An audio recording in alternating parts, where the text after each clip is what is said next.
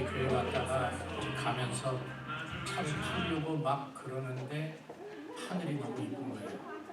그냥 그래서 요즘은 또 핸드폰들이 좋아가지고 그냥 갖다 대고서 찍었더니 이제 앞에 있는 사진이 그대로 나왔는데요. 요즘 봄은 봄인가 봐요. 여기저기서 페이스북이나 카톡이나 사진이 올라오는 거 보면 이 꽃들 사진이 정말 많이 올라오는데 어저께는 그 동부에 사시는 목사님이신데 동백꽃하고 비슷한 거라고 그러세요. 한 페이지가 그냥 동백꽃으로, 저는 꽃 이름 몰라요. 그분이 동백꽃 같은 거라니까 그런 줄 알겠는데 그냥 분홍색으로 가득 차 있는 사진도 보내주시고 그랬습니다. 네, 좋은 날 우리가 좋은 하나님께 항상 찬송하고 기뻐하고 감사하고 그런 행복한 봄이 되었으면 좋겠어요. 우리 라스베가스는 봄이 굉장히 짧잖아요. 이거 훅 하고 지나가니까 마음껏 즐기는 여러분들 되셨으면 좋겠고요. 이따가 말씀드리겠지만 너무 반가운 소식이 두 가지가 있어서 같이 나누고 예배를 시작할까 합니다. 우리 이철호 집사님이 네 번째 손자가 태어났어요.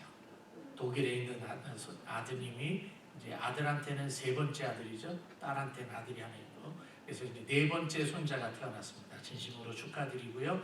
더 반갑다고 표현을 이렇게 하게 되는데 더 반가운 소식은 뭐냐면 우리 고혼토 성도님이 그 의사가 원하는 그 몸의 그 수치 같은 거 있잖아요. 뭐 백혈구 수치 뭐 이런 거 있잖아요. 그게 의사들이 원하는 수치가 되어서 이제 내일 일단 병원 앞에 있는 아파트로 이제 퇴원을 일단 하십니다. 그래서 이제 2달 동안 또 지켜보셔야 된다고 하니까 좋은 소식이 들려와서 하나님 앞에 감사드리고 우리 고토 성도님을 위해서도 계속해서 잊지 말고 기도해 주시면 정말 좋겠습니다. 이제 우리 같이 머리 숙여서 기도함으로 하나님 앞에 신령과 진정으로 예배드리겠습니다.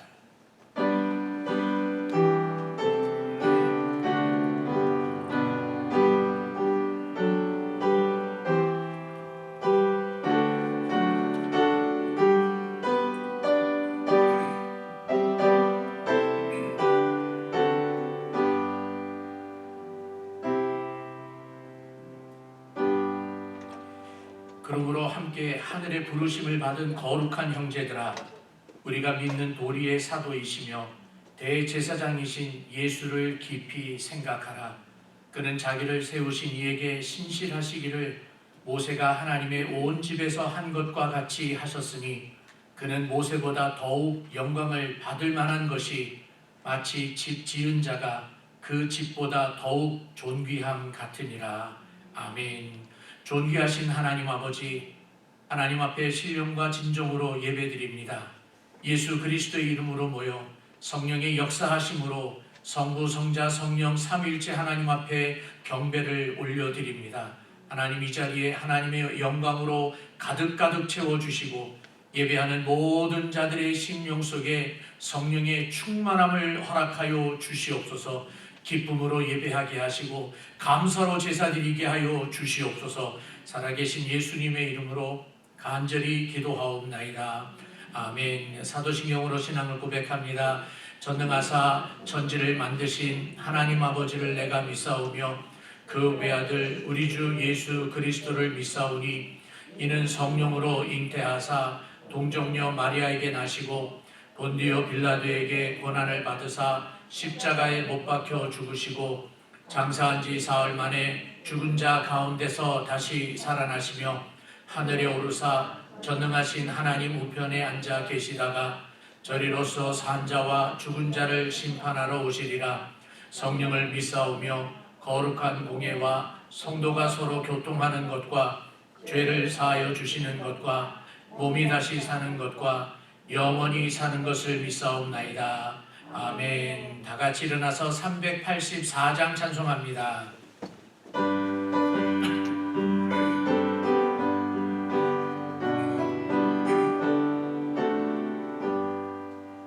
나의 갈 길 다가도록 예수 인도하시니 내 주 안에 있는 긍휼 어찌 의심하리요. 믿음으로 사는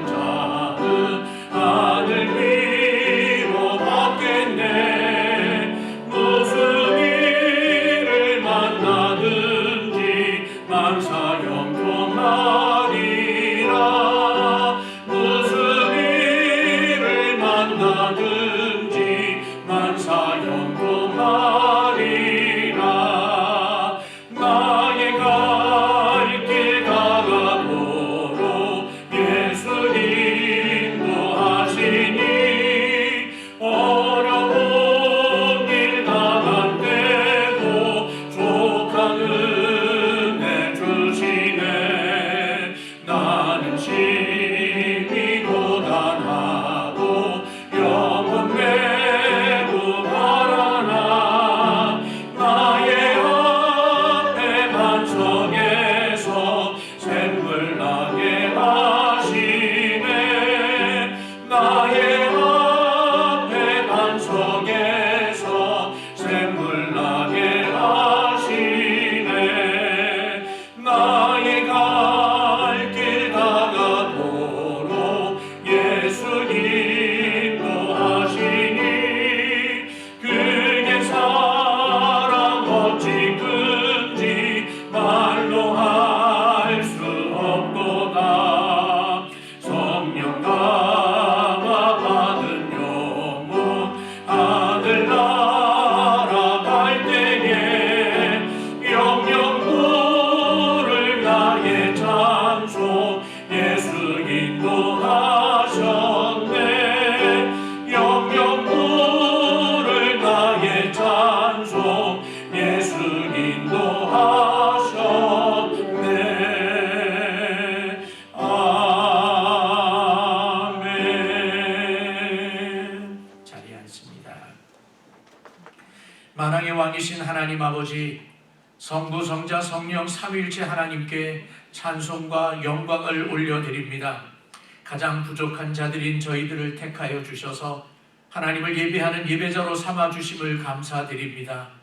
예배자의 자격이 없음에도 불구하고 독생자 예수 그리스도를 십자가에 내어주시기까지 우리들을 사랑하여 주셔서 자녀로 삼아주시고 백성으로 삼아주심을 감사드립니다.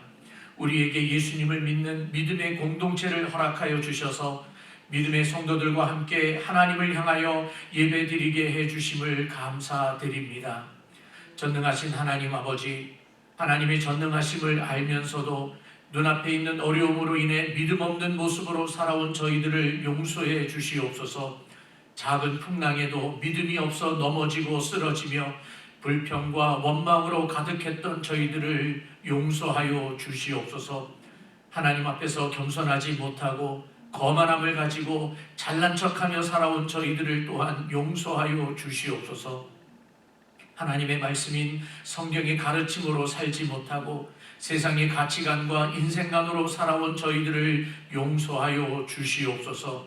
말과 행동이 주의 명령에 순종하지 못한 모습으로 살아온 저희들을 용서하여 주시되 예수님의 거룩한 보혈로 씻어주시고 성령의 불로 태워주시옵소서. 살아계신 하나님 아버지, 어떤 상황에서도 하나님은 살아계셔서 계획하신 대로 이끌어가고 계심을 믿고 간구합니다. 온 세계가 코로나 바이러스로 인하여 아파하고 괴로워하고 있는데 저희들을 불쌍히 여겨주셔서 회복시켜 주시기를 원합니다. 하나님의 자비하심으로 특별히 연약하고 환경이 여의치 않은 나라들의 백성들을 불쌍히 여겨주셔서 저들의 필요를 공급하여 주시고 특별히 하나님의 살아계심을 알게 하시사 소망이 오직 그리스도에게만 있음을 깨닫게 하여 주시옵소서. 공의의 하나님 아버지, 우리가 살고 있는 미국 땅에 하나님의 공의가 선포되어지고 실천되어지기를 원합니다. 사람을 귀하게 여기는 마음이 있게 하시고 연약한 자를 불쌍히 여기는 마음이 있게 하여 주시옵소서. 하나님의 말씀과 어긋나는 일을 멀리하는 나라가 되게 하여 주시고 하나님의 마음에 합당한 위정자들과 통치자들이 되게 하여 주시옵소서. 자비를 베풀어 주시는 하나님 아버지, 우리 교회에 몸이 아픈 성도들이 많이 있습니다. 일일이 구하지 않더라도 찾아가 주시고 어루만져 주시옵소서. 몸이 아픈 성도들뿐만 아니라 성도들의 가족들까지도 불쌍히 여겨주셔서 견디게 하시고 주님을 바라보게 하여 주시옵소서. 경제적인 어려움을 겪고 있는 성도들에게 그리스도 예수의 영광 가운데 저들의 필요를 공급하여 주시옵소서. 어린 자녀들에게는 영육간에 잘 자라나게 하시되 하나님의 말씀과 그리스도의 사랑 가운데서 자라게 하시고 청소년들에게 올바른 성경의 가치관으로 무장되게 하여 주시며 청년들에게 그리스도의 대사로서 세상에서 빛과 소금의 직분을 잘 감당하게 하여 주시옵소서. 우리 교회의 교육부를 위한 사역자를 찾고 있습니다. 하나님 불쌍히 여겨주셔서 하나님의 은혜 가운데 합당한 사역자를 보내주시고 주일학교 교사들에게 은혜의 은혜를 더하여 주시옵소서. 예배 받으시기를 기뻐하시는 하나님 아버지, 저희 교회가 하나님 앞에 온전히 예배하는 교회가 되기를 원합니다. 예수 그리스도의 이름으로 모여 오직 하나님께만 예배하게 하시고 강단에서는 하나님의 말씀이 가감없이 선포되게 하시며 성도들에게는 들은 말씀을 가슴에 간직하여 세상에서 부끄러움이 없이 당당하게 사는 멋있는 그리스도인이 되게 하여 주시옵소서. 이 모든 것들을 통하여 오직 하나님께만 영광을 올려드리는 교회와 예배 그리고 예배자가 되게 하여 주시옵소서. 오늘도 교회와 예배를 위하여 수고한 모든 남녀 종들을 기억하여 주시고 하나님께서 베푸시는 크신 은총으로 풍성하게 하여 주시옵소서. 함께 예배드리지 못하는 성도들에게 어느 곳에 있든지 하나님을 예배하는 자들이 되게 하여 주시고 예배하는 장소에 하나님의 영광으로 가득 차게 하여 주시옵소서. 오직 하나님을 기뻐하는 교회와 성도들이 되기를 원하며 살아계신 예수님의 이름으로 간절히 기도하옵나이다. 아멘.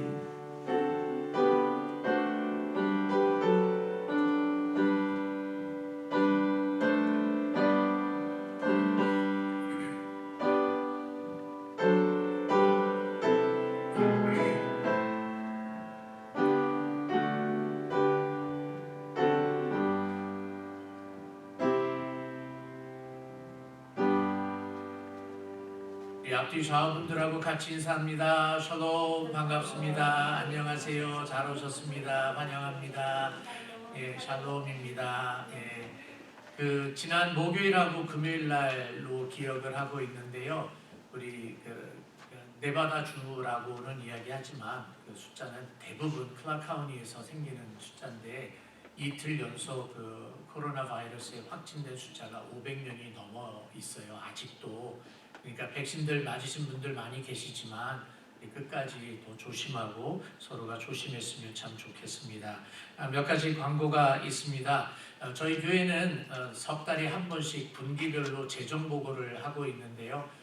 이번 달 올해의 1분기 재정 보고를 돌아오는 주일날 2부 예배 마치자마자 바로 이 자리에서 재정 보고가 있을 예정입니다.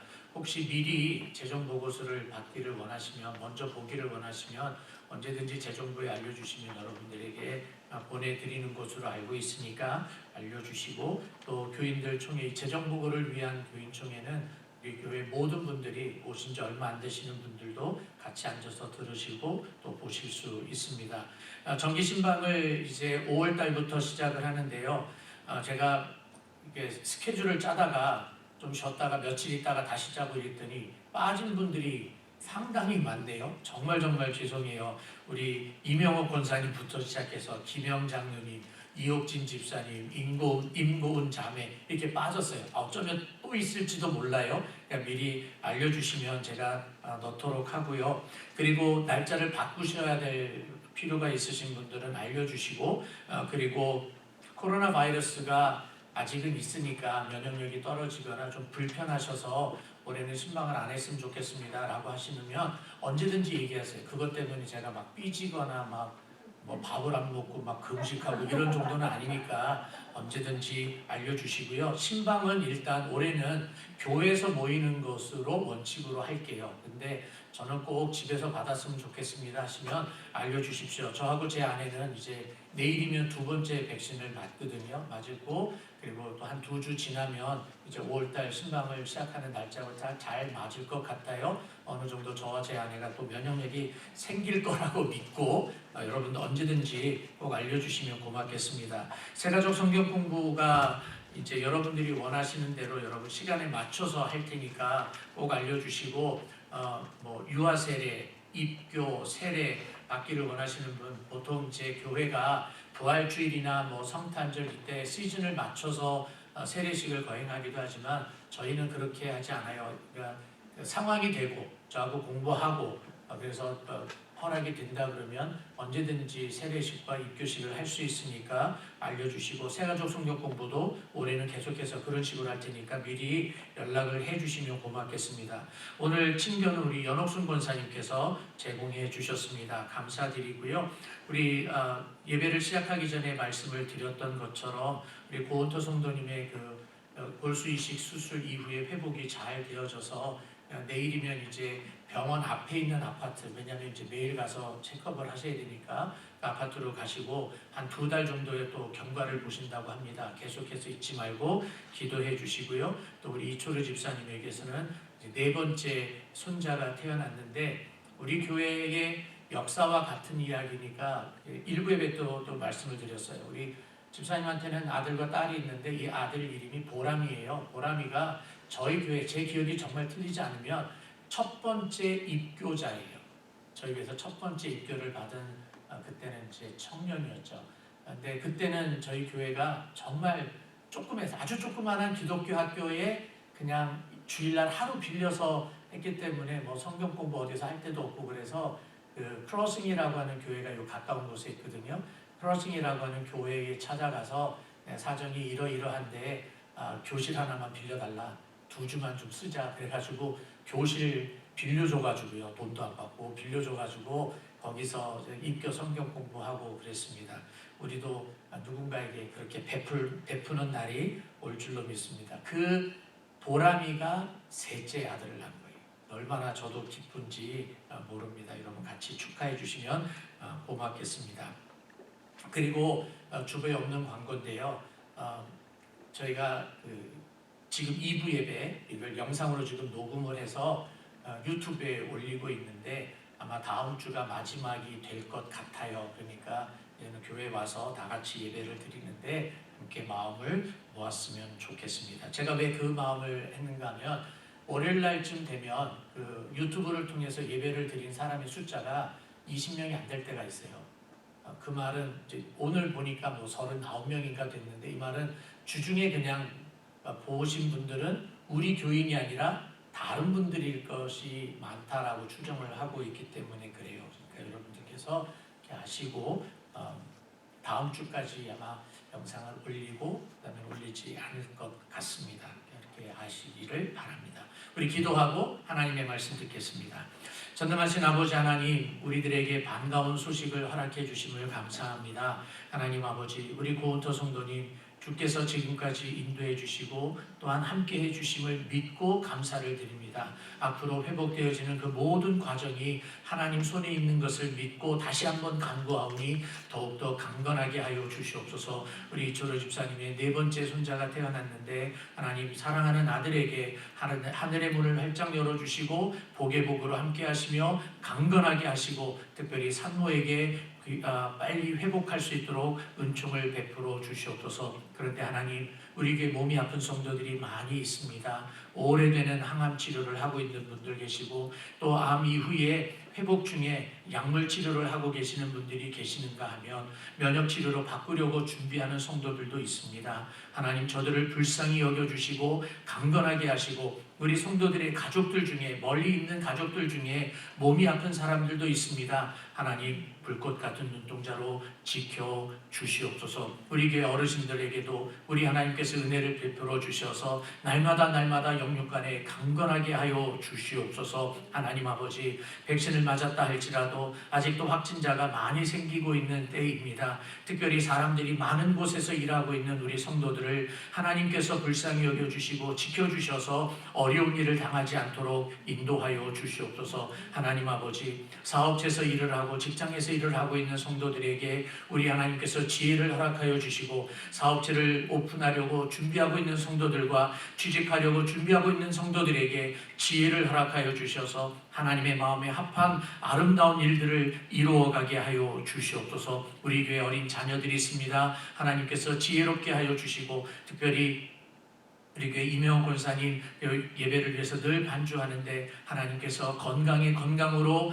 지켜주시옵소서. 오늘도 하나님 앞에 예물 가지고 나왔습니다. 하나님, 예물을 받으시고 하나님 나라를 위하여서 귀하게 쓰임받게 하여 주시옵소서. 이 예물이 쓰여지는 곳에 하나님의 이름이 선포되어지게 하여 주시옵소서. 믿음으로 올려드립니다. 결단하며 올려드립니다. 헌신하며 올려드립니다. 하나님 받아 주시옵소서. 물질을 관리하는 주의 종들에게는 은혜의 은혜를 더하여 주시어서 기쁨으로 감사로 믿음으로 관리하게 하여 주시옵소서. 주님의 말씀을 듣기를 원합니다. 하나님께서 하늘의 문을 활짝 열어주시고 성령의 기름을 부어주셔서 말씀을 전하는 자나 듣는 자가 동일하게 은혜 받고 가슴에 말씀을 새기며 이 땅 위에서 하나님의 백성답게 그리스도의 군사답게 당당하게 살게 하여 주시옵소서. 살아계신 예수님의 이름으로 간절히 기도하옵나이다.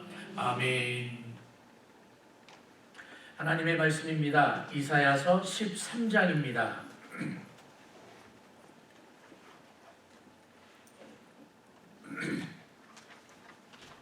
이사야서 13장 1절에서 8절까지 있는 말씀 봉독해 드립니다. 이사야서 13장 1절에서 8절. 아모스의 아들 이사야가 바벨론에 대하여 받은 경고라. 너희는 민둥산 위에 기치를 세우고 소리를 높여 그들을 부르며 손을 흔들어 그들을 존귀한 자의 문에 들어가게 하라. 내가 거룩하게 구별한 자들에게 명령하고 나의 위엄을 기뻐하는 용사들을 불러 나의 노여움을 전하게 하였느니라. 산에서 무리의 소리가 나며 많은 백성의 소리 같으니 곧 열국 민족이 함께 모여 떠드는 소리라. 만군의 여호와께서 싸움을 위하여 군대를 검열하심이로다. 우리가 먼 나라에서 하늘 끝에서 왔으며 곧 여호와와 그의 진노의 병기라. 온 땅을 멸하려 함이로다. 너희는 애곡할지어다. 여호와의 날이 가까웠으니 전능자에게서 멸망이 임할 것이미로다. 그러므로 모든 손에 힘이 풀리고 각 사람의 마음이 녹을 것이라. 그들이 놀라며 괴로움과 슬픔에 사로잡혀 해산이 임박한 여자같이 고통하며 서로 보고 놀라며 얼굴이 불꽃 같으리로다. 아멘.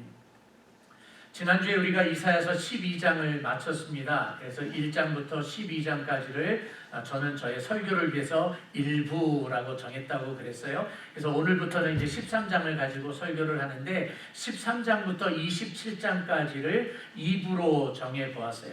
그 13장에서부터 27장까지는 많은 나라들의 이야기가 등장을 해요. 오늘 이야기를 하고 다음 주에도 이야기를 하게 되는 바벨론 이야기인데 14장에 가면 또 바벨론이 또 나와요. 그러니까 바벨론의 이야기가 나오고 애굽, 에디오피아, 메데, 모압 아주 수많은 나라의 이야기가 등장을 합니다. 그래서 13장부터 27장까지는 제가 이렇게 주제를 잡아봤어요. 신정정치, 신정정치가 뭔지 아시죠? 하나님이 통치하시는 것, theocracy와 그리고 열국들 혹은 열방, 많은 나라라고 하는 겁니다. 그래서 결론은 13장에서부터 27장까지는 하나님을 대적하는 열국들을 멸망시킨다 이거예요.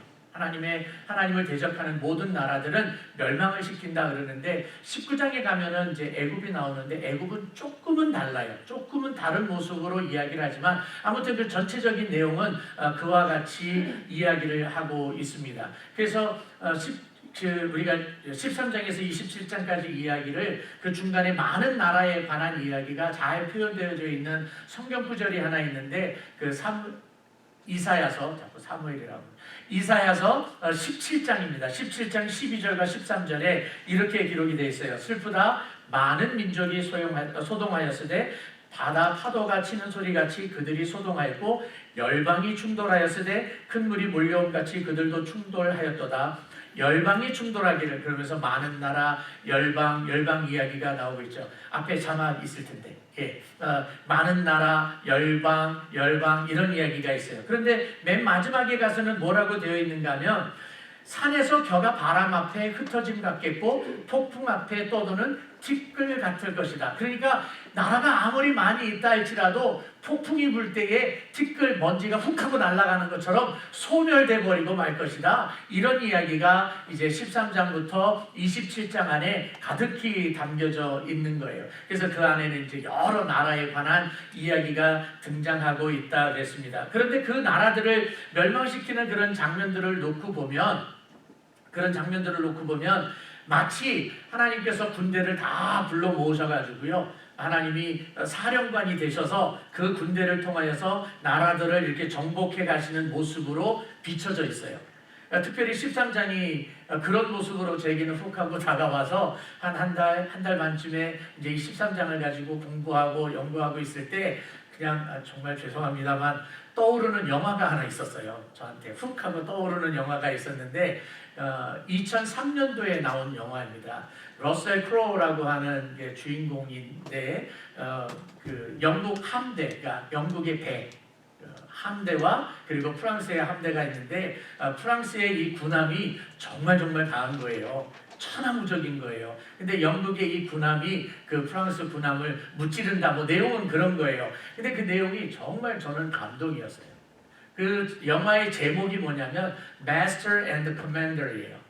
그래서 설교를 준비하다가 목사가 가끔씩 엉뚱할 때가 있습니다. 설교를 준비하다가 이 영화 좀 다시 봤으면 좋겠다 그래서 아들한테 부탁을 해가지고 영화를 이제 다시 보고 설교 제목을 제가 사령관이신 하나님이라고 정해보았어요. 그 사령관 러셀 크로우가 있어요. 그 캡틴이죠. 함장이죠. 그 사람이 정말 외로운 가운데서도 어떤 것을 결정을 합니다. 반대하는 의견도 있어요. 그런데 결정을 하고 거기에 있는 군사들은 다 그 캡틴의 함장의 입만 바라보고 있는 거예요. 명령하면 명령하는 대로 지금 해야 되니까. 그런 모습이 이 13장을 통해서 저에게는 그렇게 다가왔던 거죠. 하나님께서는 사령관으로 등장을 하고 계십니다. 12장까지는 이제 역사적인 배경을 여러분들에게 조금 말씀을 드려야 되니까 좀 잘 들어보세요. 12장까지는 우리가 계속해서 반복을 했기 때문에 잘 알고 있어요. 12장은 유다와 그리고 유다의 왕이었던 그 아하스 왕을 하나님께서 경고하시고 징벌하셨어요. 그리고 징벌하시겠다고 예고하시는 거죠. 근데 징벌하는 방법이 뭐냐면 하나님께서 도구를 하나 사용을 하시는데 그 도구가 아수르라고 하는 나라였어요. 그래서 그 아수르라고 하는 나라를 도구로 사용하셔서 유다를 책망을 하고 있는데 아수르가 하나님 앞에 너무 교만을 떨었던 거죠. 그래서 아수르도 하나님이 멸망을 시키겠다라고 하는 거였어요. 그래서 아수르가 이방 민족으로 이방 나라로 등장을 하고 있는데 13장에서부터는 다른 나라로 대체하고 있어요. 그 아수르가 이스라엘을 먼저 멸망을 시키고 그리고 유다를 공격하고 있는데 유다를 멸망은 못 시켜요. 그 아수르를 멸망시키는 나라가 생겼기 때문에 그래요. 그 나라가 바벨론이에요. 그 나라가 바벨론인데 바벨론이 들고 일어나서 바벨론은 이제 다른 말로 갈대아인 이렇게 표현도 해요. 이 바벨론이 들고 일어나서 아수르를 멸망을 먼저 시키고 그리고 유다를 멸망을 시킵니다. 그래서 이 13장부터는 어떤 나라가 등장을 하는가 하면 바벨론이 등장을 해요. 바벨론이 등장을 하는데 곧바로 하나님은 뭐라고 이야기를 하시는가 하면 그 바벨론에 대한 경고라고 이야기를 지금 해주고 있는 거예요. 그런데 여러분 제가 가지고 있는 성경책 여러분들 한글 성경책들 다 가지고 계실 텐데 제가 가지고 있는 이 성경은 책 장사하는 거 절대로 아닙니다. 이제 아가페라고 하는 출판사에서 만든 책이고요. 이 아가페 출판사에서 성경을 만들 때에 그 편찬을 책임지는 사람이 있을 거 아니에요. 그 편찬 책임자가 이제 이국진 목사님이신데 그 이국진 목사님이 쓴 그 편찬을 저는 좀 많이 따라가는 편이에요. 그래서 13장에 보면 13장 그 1절 맨 위에 제가 갖고 있는 성경에는 이렇게 되어 있어요. 기록한 연도가 기원전 732년이라고 되어 있어요. 제 성경에는 그렇게 되어 있어요. 그 말은 이사야가 이 13장을 쓸 때 연도가 기원전 732년이라는 거예요. 그러면 북왕국 이스라엘이 멸망할 때가 언젠가 하면 기원전 722년이에요. 그러면 북왕국 이스라엘이 멸망하기 10년 전에 썼다는 거죠. 그런데 하나님이 이사야를 통하여서 바벨론에 대해서 이야기를 하는 거예요. 바벨론이라고 하는 나라가 세워질 거다가 아니라 바벨론이라고 하는 나라가 멸망할 것이다를 이야기하는 거예요. 그러면 바벨론은 언제 멸망을 하는가 하면 바벨론이 남왕국 유다를 멸망시킨 때가 기원전 586년이에요. 그래서 유다 백성을 포로로 잡아가죠. 포로로 잡아가서 바벨론에 몇 년 동안 있죠? 70년 동안 있어요.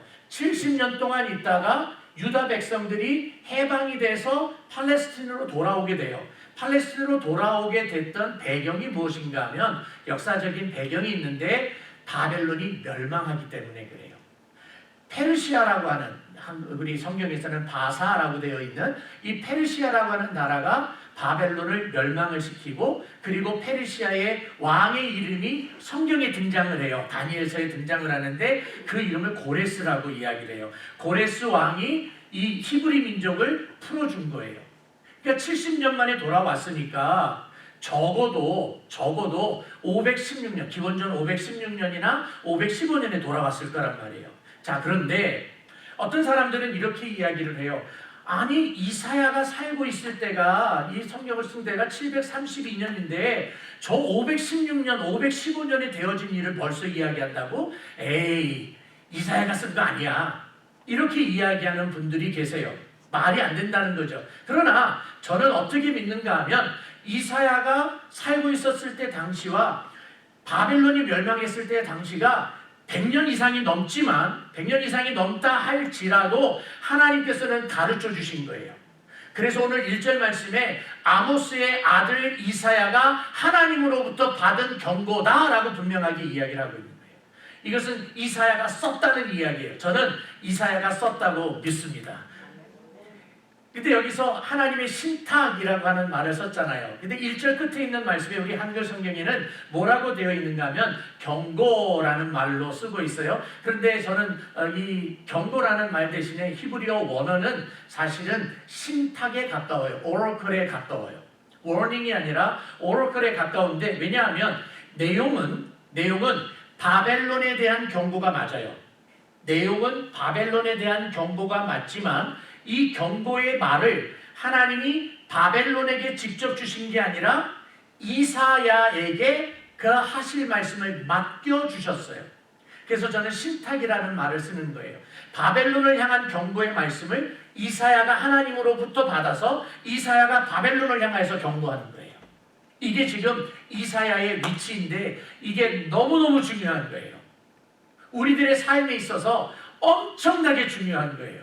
이것이 성도들인 저와 여러분들의 이 세상에서 살아가고 있을 때 있는 자리, 위치를 우리에게 가르쳐주고 있기 때문에 그래요. 세상에서 되어지는 그 수많은 일들, 하나님 보시기에 악하고 하나님 보시기에 불의하고 하나님 보시기에 정말 토하고 싶을 정도로 지저분한 일들이 세상에 많이 있는 그때에 하나님께서 세상을 향해서 직접 경고하실 수 있어요. 근데 그 경고의 말씀을 우리에게 맡겨주셨어요. 여러분들에게 맡겨주셨어요. 그래서 여러분들은 하나님의 신탁을 받은 사람들이에요. 하나님의 말씀을 받은 사람들이에요. 그래서 여러분들이 가정에서 있든 직장에서 있든 친구들과 함께 있든 여러분들은 어떤 사람이냐? 하나님의 말씀을 받은 사람이에요. 그럼 받고 뭐 하라고요? 국 끓여 먹어요? 그 말씀을 가지고 세상을 향해서 경고하라고 하는 거예요. 이것이 좁은 의미로 축약을 해서 놓고 본다면 누구에게로 적용이 되어지는가 하면 설교자에게 적용이 되어지는 거예요. 설교자는 어떤 사람입니까? 자기의 상상의 날개를 펴서 자기의 수필을 쓰고 자기의 시를 짓고 자기의 소설을 만들어서 성도들에게 전하는 사람이 설교자가 아니에요. 그건 설교가 아니에요. 설교는 무엇인가 하면 하나님께서 설교자에게 가르쳐 주신 말씀, 물론 귀를 통해서 이렇게 얘기하지는 않으세요. 성경을 통해서 가르쳐 주시고 연구하게 하시고 읽게 하시고 묵상하게 하시고, 그래서 그 가르쳐 주신 그 하나님의 말씀을 성도들에게 전달하는 자예요. 설교자는 자기 이야기를 하는 게 아니라 그리스도의 이야기를 합니다. 하나님의 이야기를 합니다. 성령의 이야기를 합니다. 한마디로 말하면 성경을 이야기하는 겁니다. 그런 것처럼 여러분들도 세상에 나아가서 하나님으로부터 받은 말씀을 그대로 전할 수 있는 믿음의 사람들이 되어지기를 정말 부탁을 드립니다. 그러면서 그 맡겨주신 이야기가 뭐냐면 2절 말씀 보세요. 첫 번째와 앞에 부분과 마지막으로 연결을 하면 너희는 그들을 존귀한 자의 문에 들어가게 해라, 이렇게 이야기하는 거예요. 그들을 존귀한 자의 문으로 들어가게 해라. 존귀한 자의 문으로 들어가다라고 하는 이 말은 어떤 내용을 가지고 있는가 하면요, 존귀한 자, 이거는 바벨론을 이야기하는 거예요. 왜냐하면 당시에 이 바벨론은요, 성읍을 질 때 크게 지을 뿐만 아니라 특별히 성문, 성으로 들어가는 문을 굉장히 아름답고 화려하고 장엄하게 짓는다 그랬어요.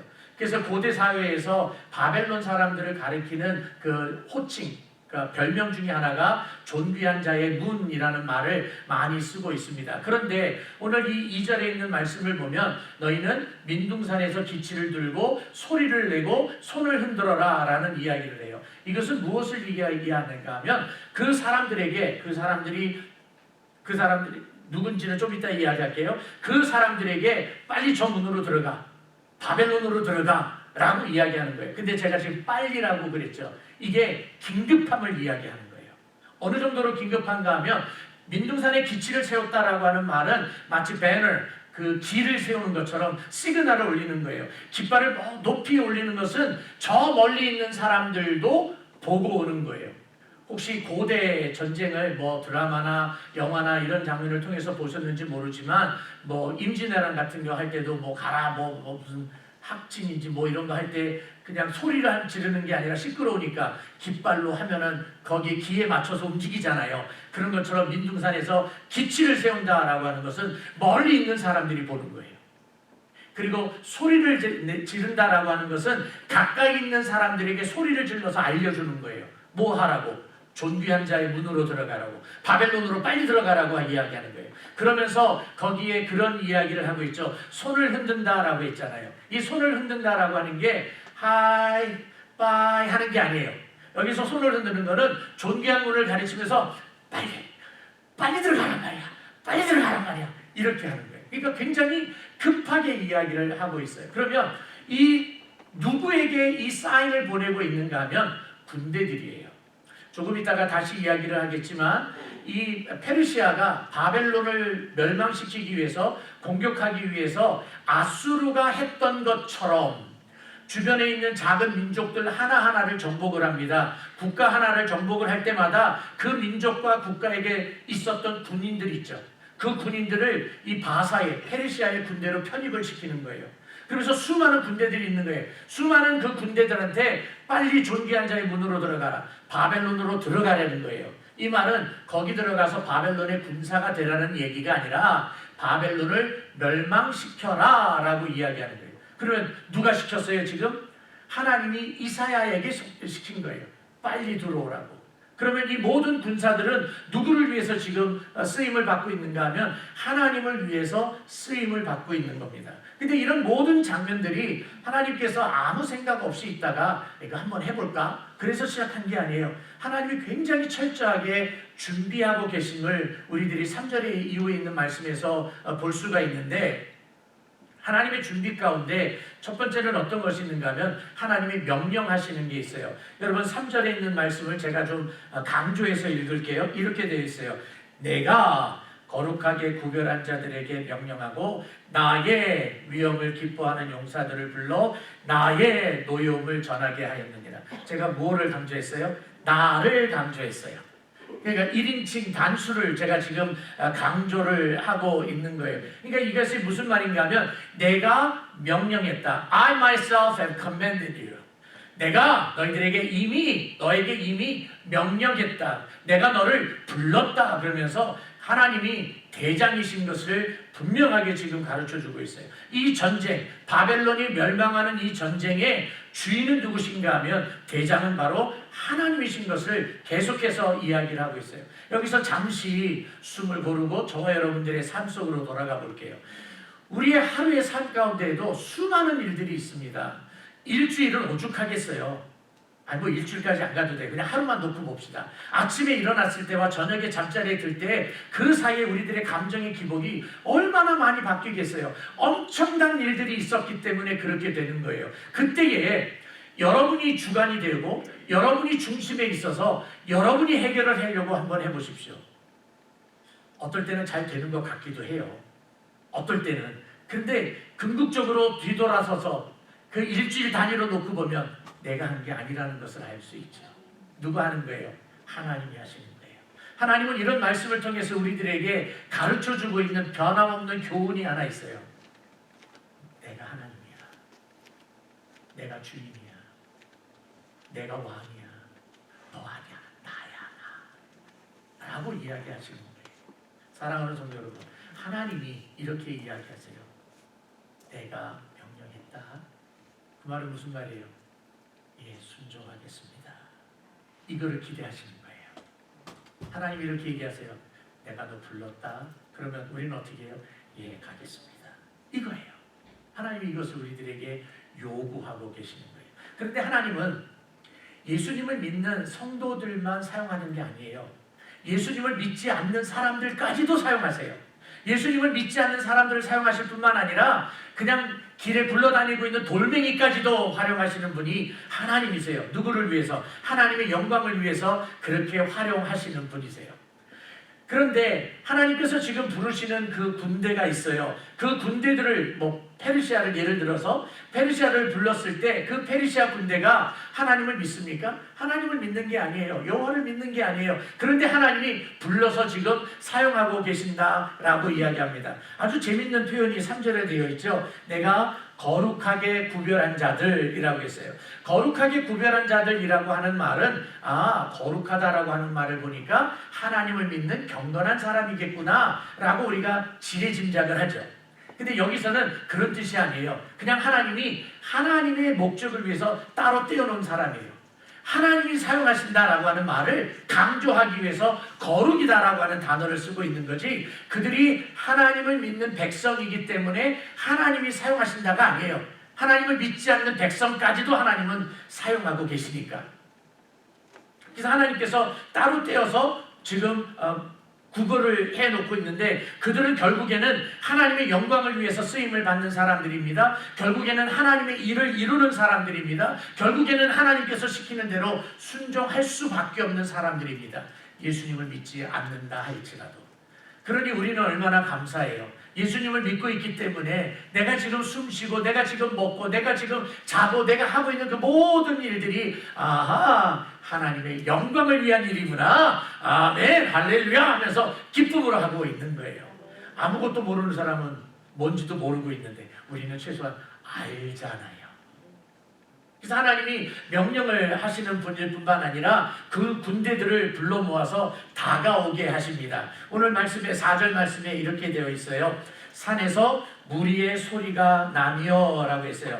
무리의 소리가 난다라고 하는 것은 여기서 이 무리는 그냥 10명, 20명 이 정도를 이야기하고 있는 것이 아니라 이게 표준어인지 아닌지는 모르지만 떼거지를 이야기하는 거예요.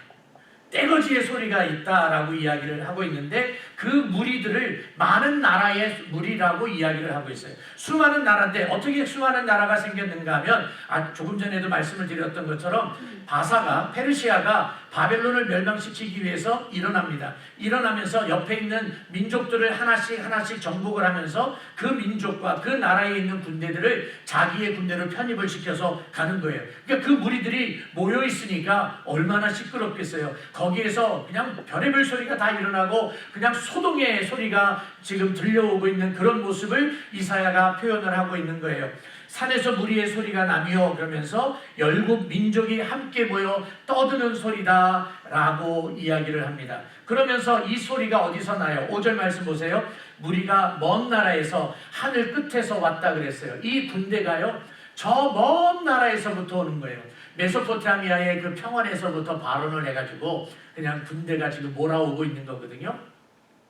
근데 하늘 끝에서 왔다는 말은 무슨 말인가 하면 그 육지와, 그러니까 땅과 하늘이 만나는 곳에서부터 온다는 뜻이에요.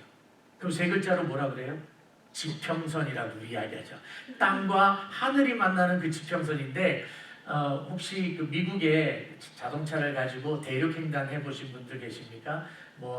동서남북으로 다 다니지는 못해도 40번 프리웨이를 타고 왔다 갔다 하신 분도 계실 것이고 10번 프리웨이를 타고 왔다 갔다 하신 분들도 계실 거예요. 그러니까 아주 멀리 가지도 않아도 돼요. 그냥 잠깐만 나가도 그냥 허벌판 같은 데 지나갈 때 있잖아요. 그냥 끝도 없이 달려야 될 때. 근데 그 가다 보면은 지평선이 쫙 있어요. 근데 거기서 한번 여러분 상상해 보세요. 저 먼 곳에 지평선이 있는데요. 거기서 갑자기 꼬물꼬물 움직이기 시작하면서 뭔가가 나타나기 시작해요. 뭔가가 움직이는 것 같은데 한 일부분에서만이 아니라 지평선 전체가, 내가 볼 수 있는 지평선 전체에서 꼬물꼬물거리면서 사람들이 움직이는 것 같아요. 점점 가까우는데 그게 한 줄로만 오는 게 아니라 그냥 마치 그 동물의 왕국 같은 데서 나오는 개미떼가 막 밀려오는 것처럼 수도 없이 시커멓게 몰려오는 거예요. 그것을 지금 바벨론이 보고 있는 거예요. 그렇게 몰려오게 하겠다. 다가오는 그 군대를 이야기하는데 맨 앞에 누가 서 있는 모습으로 이야기를 하는가 하면 하나님이 서 있는 거예요. 그런데 여러분, 바벨론을 멸망시키는 것, 이게 왜 이렇게 중요한 줄 아십니까? 많은 나라들이 있는데 특별히 바벨론의 멸망을 먼저 이야기하는 것은 당시에 아수르 이후에 가장 강대한 나라가 바벨론이었어요. 그래서 가장 강력한 바벨론을 멸망시킨다, 무찌르겠다라고 하는 하나님의 예언을 들었을 때에 작은 나라들은 어떻겠습니까? 하나님의 남은 자, 구원받은 백성의 입장에서 한번 생각해 보세요. 아수르가 공격했을 때에도 하나님이 남은 자를 있게 하겠다, 내가 구속하고 내가 택한 백성들을 있게 하겠다, 그러니까 걱정하지 말아라 라고 이야기했던 것처럼 바벨론이 와서 공격을 해도 걱정하지 말아라, 남은 자는 있을 것이다, 구속받은 백성들이 있을 것이다 라고 가르쳐 주심으로 인해서 그 옆에 있는 블레셋의 이야기, 모압의 이야기, 메대의 이야기, 이런 것이 아무리 있다 할지라도 눈 하나 깜짝하지 않아요. 왜냐하면 큰 나라를 하나님이 무찔러 주신다고 약속하고 계시기 때문에 그래요. 우리들도 살면서, 특별히 어르신들 지금까지 살아오시면서 얼마나 수많은 일들을 경험하셨습니까? 몸이 아파서 병원으로부터, 의사로부터 마치 사형 선고를 받았는데 하나님의 은혜로 고침을 받은 사람들, 지금 또 아픔이 올 수도 있어요. 그때 어떻게 해요? 까짓것 하나님이 또 고쳐주실 텐데, 이런 믿음을 갖게 되잖아요. 경제적으로 힘들어서 뱅크럽시를 하고 정말 힘들게 살았던 분들이 또다시 경제적인 어려움이 다가올 때 괜찮아, 이길 수 있어, 그럴 수 있잖아요. 그게 믿음이라는 거거든요. 그러니까 아수르를 멸망시키고 바벨론을 멸망시키는 그런 하나님의 능력이 누구를 위해서 그렇게 해주셨는가 하면 남은 자들을 위해서 해주신 거 아니에요. 구속받은 백성들을 위해서 해주신 거 아니에요. 택함받은 백성들을 위해서 그렇게 해주신 거 아니에요. 그렇게 하시는 것이 저와 여러분들을 위해서 하시는 거예요. 우리를 향하여서 공격하고 있는 원수 마귀를 우리 예수님께서 십자가에서 무찌르셨어요. 뱀의 머리를 짓밟고 승리하셨어요. 이것을 우리들에게 믿게 해주셨어요.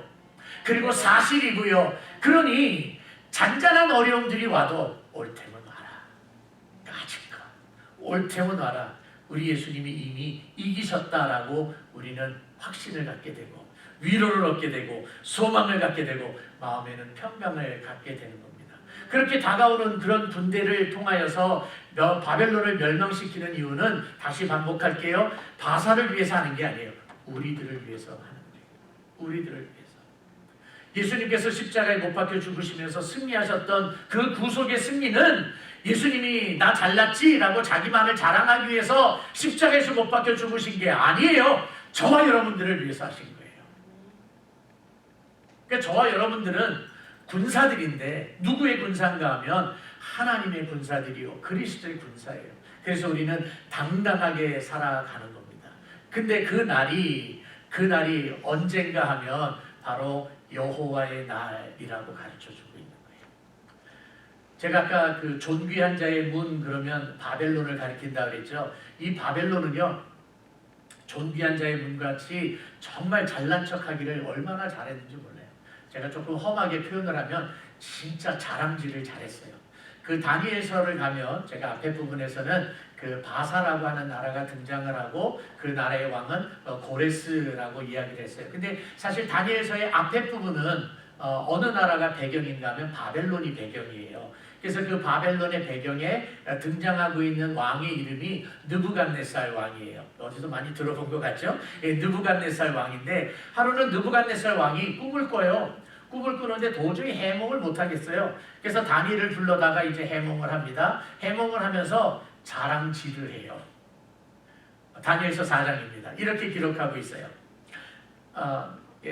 나 왕이 말하여 이르되 이 큰 바벨론은 내가 능력과 권세로 건설하여 나의 도성으로 삼고 이것으로 내 위엄의 영광을 나타낸 것이 아니냐 하였더니, 이 지금 왕이 말하는 거예요. 느부갓네살 왕이 뭐라 그러냐면 야, 우리 바벨론 크지? 큰 나라지? 내가 내 능력으로 세운 거야. 내 권세로 세운 거야. 그냥 영어로 짧게 이야기하면 I did it. I built it. 그러니까 나의 위엄을 드러내야 맞다. 내 영광을 드러내야 맞다. 라고 자랑질을 지금 하고 있는 거예요. 그 나라를 향하여서 이사야를 통해서 하나님께서 예고하고 있고 멸망에 대해서 경고하고 있는 거예요. 그래. 네 나라 크다 그래. 잘났다. 네 나라가 정말 권세가 있고 권력이 있다고 치자. 그런데 너 그거 알아? 너 지금부터 애곡해야 돼. 슬퍼해야 돼. 울어야 돼. 라고 이야기하는 거예요. 6절 말씀 보세요. 이렇게 이야기하죠. 너희는 애곡할지어다. 왜? 여호와의 날이 가까웠기 때문이다요. 왜 애곡해요? 여호와의 날이 가까웠으니까. 여호와의 날이 무슨 상관인데요? 멸망의 날이니까. 너는 애곡하고 부르짖고 울고 통곡해야 돼. 왜? 멸망하게 되니까. 그러면서 여호와의 날을 이야기하는데 그 여호와의 날의 특징을 뭐라고 얘기를 하는가 하면 가까이 와 있는 날이다 라고 이야기합니다. 굉장히 가까이 와 있다라고 지금 표현하고 있는 거예요. 그 사도 요한이 요한계시록을 씁니다. 요한계시록을 쓰면서 음녀에 관한 이야기를 해요. 음녀에 관한 이야기, 악한 영의 세력 이런 것을 놓고 이야기를 하는데 요한계시록 17장에 이렇게 이야기를 합니다. 17장 5절이에요. 그의 이마에 이름이 기록되었으니 비밀이라 큰 바벨론이라 땅의 음녀들과 가증한 것들의 업이라 하였더니 라고 했어요. 자, 사도 요한이 요한계시록을 쓰고 있었을 때에 바벨론은 이미 멸망했어요. 그렇죠? 바벨론이 멸망하고 나서 한참 뒤의 일이에요. 왜냐하면 바벨론을 누가 멸망시킨다고 그랬죠? 페르시아, 바사가 멸망을 시키고 페르시아는 누구 때문에 멸망을 해요? 그리스 때문에 멸망을 해요. 그리스는 누구 때문에 멸망을 해요? 로마 때문에 멸망을 하는 거예요. 그래서 로마 제국이 있을 때에 쓴 글이 요한계시록이에요. 그러면서 요한이 여기서 1차적으로 바벨론이라고 표현한 것은 어느 나라를 놓고 얘기하는가 하면 로마 제국을 놓고 이야기하는 거예요. 로마 제국도 결국은 망해요, 안 망해요? 망해요. 그러니까 여호와의 날, 그럴 때에 유다와 아하스 왕에게도 여호와의 날이라고 하는 말을 쓰셨어요. 그래서 징벌이 있다, 최후의 심판이 있을 것이다 라고 이야기를 합니다. 그 다음에 유다를 공격했던 아수르에게도 여호와의 날이 있을 것이다 라고 이야기합니다. 징벌, 심판을 이야기하죠. 바벨론에게도 여호와의 날이 있을 거라고 이야기합니다. 하나님의 징벌과 심판을 이야기합니다. 로마에게도 여호와의 날이 있을 거라고 이야기를 해요. 바벨론이라고 표현을 했지만 멸망을 이야기합니다. 징벌을 이야기합니다. 그러면 여러분, 저와 여러분들에게는 여호와의 날이 있겠습니까? 없겠습니까? 있습니다. 우리에게도 여호와의 날이 있습니다. 그런데 그 여호와의 날이 가까이에 있어요. 이 말은 우리들에게 무엇을 경고하고 있는가 하면 하나님의 마지막의 심판때가 가까이 왔기 때문에 마치 예수님께서 회개하라 때가 찼다, 천국이 가까이 왔다라고 외치신 것과 똑같은 거예요. 그러면 지금 우리들에게 무엇을 예고하고 있는가 하면 지금 정말 행복하게 사는데, 내 인생에 있어서 최고의 행복한데, 집도 이번에 샀고 집 리모델링 싹 했고 자동차도 새거 샀고 그냥 요새 같으면 천년만년 살았으면 좋겠는데 주님 조금만 늦게 오세요. 그럴 때가 아니라니까요. 가까이 있다니까요. 그 말은 사도 바울의 표현을 빌린다면 허리를 동이고 있어야 돼. 베드로의 표현을 빌린다면 허리를 동이고 있어야 될 때예요. 바울의 비유를 든다면 하나님의 전신갑주를 입고 있어야 될 때예요. 지금 좋으니까 놀자, 먹자, 마시자, 그럴 때가 아닌 것을 우리들에게 가르쳐주고 있습니다. 또 이 여호와의 날은 어떤 날인가 하면은 괴로움의 날입니다. 그냥 가까이 있는 날로 끝나는 것이 아니라 괴로움의 날이라고 분명하게 이야기를 합니다. 7절에 있는 말씀 보세요. 그러므로 모든 손의 힘이 풀리고 각 사람의 마음이 녹을 것이라. 간장이 녹는다, 이렇게 표현을 해도 되겠죠. 8절에 그들이 놀라며 괴로움과 슬픔에 사로잡혔다라고 했어요. 바벨론에게 이사야가 이렇게 경고하는 거예요. 너희들 여호와의 날이 가까우면 가만히 있을 수 없어. 괴로움이 날릴 거야. 근데 그 괴로움과 진통의 날을 이렇게 표현하고 있죠. 해산날이 가까워 있는 여인의 모습. 그 고통이라고 지금 표현을 하고 있는 겁니다. 사도 바울이 데살로니가 교회 교인들에게 이렇게 편지를 해요. 데살로니가전서 5장 3절에 그들이 평안하다 안전하다 할 그때에 임신한 여자에게 해산의 고통이 이름과 같이 멸망이 갑자기 그들에게 이르리니 결코 피하지 못하리라. 우리 주님께서 다시 오시는 그날은 여호와의 날입니다. The day of the Lord. 여호와의 날인데 그날이 오면 갑자기 오게 될 텐데 그날은 괴로움의 날입니다. 그리고 진통의 날입니다. 고통의 날입니다. 그리고 두려움의 날입니다. 근데 여기에 복음이 담겨져 있어요. 예수님을 믿지 않는 자들에게는 괴로움의 날이 될 것입니다. 고통의 날이 될 것입니다. 그런데 저와 여러분들에게는 예수 그리스도를 믿는 믿음을 허락해 주셔서 성령 안에서 그 날이 어떤 날인지를 알게 해 주셨고 그 날이 두려운 날이 우리들에게 가까이 온다 할지라도 보게 된다 할지라도 우리들은 두려워하고 있는 것이 아니라 그 진노를 바라보고 있는 것이 아니라 우리의 구원자이신 예수 그리스도를 맞이하고 있는 거예요. 어서 오시옵소서. 주 예수여 어서 오시옵소서라고 맞이하게 될 줄로 분명히 믿습니다. 그러면 어떻게 우리는 살아가야 합니까? 우리의 대장 되신 예수 그리스도를 따라서 그리스도의 군사답게 이 땅에서 살아야 합니다. 편안하다 놀자 먹자 사는 게 아니라 허리띠를 동여매고 하나님의 뜻을 찾으며 하나님의 뜻대로 살려고 몸부림치고 순종하고 기도하고 말씀을 듣고 그런 모습으로 살아가야 합니다. 그리고 또한 자부심을 갖고 살아야 합니다. 여러분들은 그리스도의 군사들입니다. 세상의 군사가 아닙니다. 그리스도의 군사입니다. 그래서 크고 작은 일들이 눈앞에 있고 산재해에 있다 할지라도 그것 때문에 두려워하는 것이 아니라 오히려 나의 왕이시요 나의 대장이신 예수 그리스도 때문에 싸워서 이기고 극복하고 정복하고 찬송하면서 사는 믿음의 사람들 되어지기를 정말 부탁을 드립니다. 지금 앉아 계신 분들 중에 힘든 일을 맞이하고 있는 분들 계세요. 알아요. 다는 몰라도 알아요. 그 힘들고 어려운 문제 때문에 고개 숙이지 마십시오. 어깨에 추그러 들지 마십시오. 어깨 피십시오. 조금 없어도 괜찮아요. 조금 아파도 괜찮아요. 우리의 대장 되신 예수님 때문에 어깨 당당하게 피고 우리 눈앞에 있는 악한 원수 마귀를 싸워서 승리하면서 사는 멋있는 십자가 군병들 되기를 주님의 이름으로 축복합니다. 기도합니다. 전능하신 아버지 하나님 정말 감사합니다. 우리들을 그리스도의 군사로 삼아주셔서 대장 되신 예수 그리스도를 따라가며 눈앞에 있는 산재에 있는 그 수많은 어려운 일들을 믿음으로 이기게 하심을 감사합니다. 그래서 하나님 앞에 구합니다. 겸손하게 살게 하시고 믿음으로 살게 하여 주시옵소서. 당당하게 세상을 향하여서 하나님의 말씀을 들고 선포하며 경고하는 신탁받은 자들 되게 하여 주시옵소서. 살아계신 예수님의 이름으로 간절히 기도하옵나이다. 아멘. 다 같이 일어나서 마지막 찬송합니다.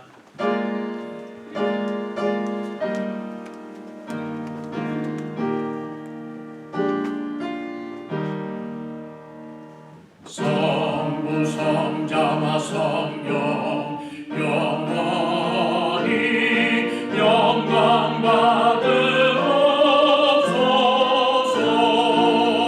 대초로 지금까지 또 길이 영원무궁 성삼 있게 영광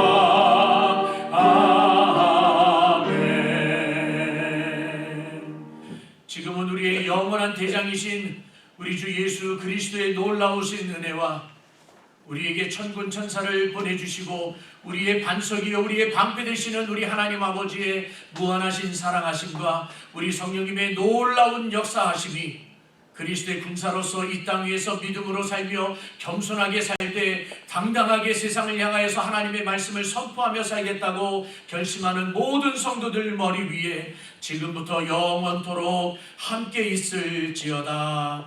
아멘.